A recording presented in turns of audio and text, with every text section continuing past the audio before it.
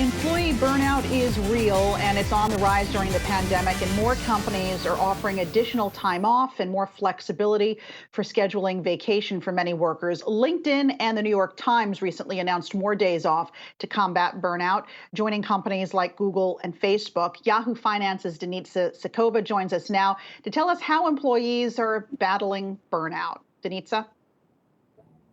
Yeah, so the good news is companies are becoming more flexible. They're offering more time off. They're more flexible with scheduling your time off, which experts says is very important to fight burnout. LinkedIn gave its 16,000 employees a whole week during the Easter holidays.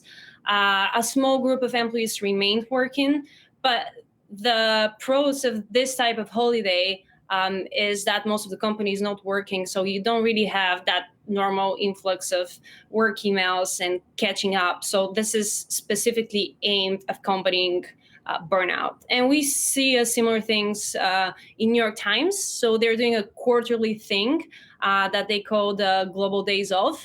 So every quarter they give one extra day on top of their paid vacation time and personal days where the whole company is not working, so people can plug and take care of their mental health. And these are not the first companies that do that. We know that Facebook and Google that did that before.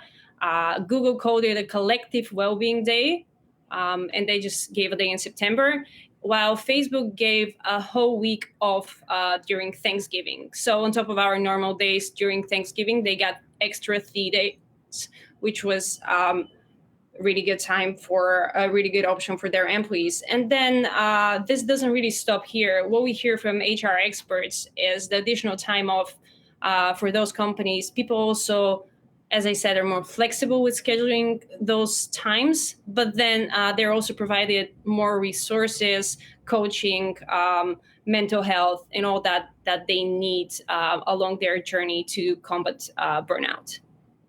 How is this breaking down, though, in terms of gender or demographics? Is the burnout affecting younger workers? What are you hearing?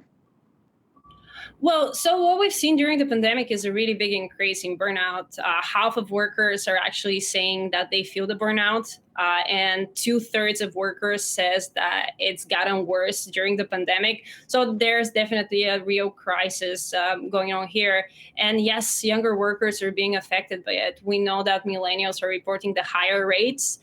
So they report 59% of millennials are feeling the burnout. And this is a significant increase from last year when it was 53.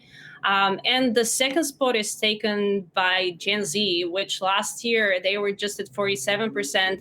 And during the pandemic, their burnout rate increased to 58%. So we really see that those people have struggled a lot in the last year, among with all workers. And the reasons are paying the bills, lack of free time, but a big reason is lack of paid time off, and people are feeling that. 1 in 3 on-site workers say that this is the main reason, and 1 in 5 remote workers says that the main reason for burnout is the lack of paid time off.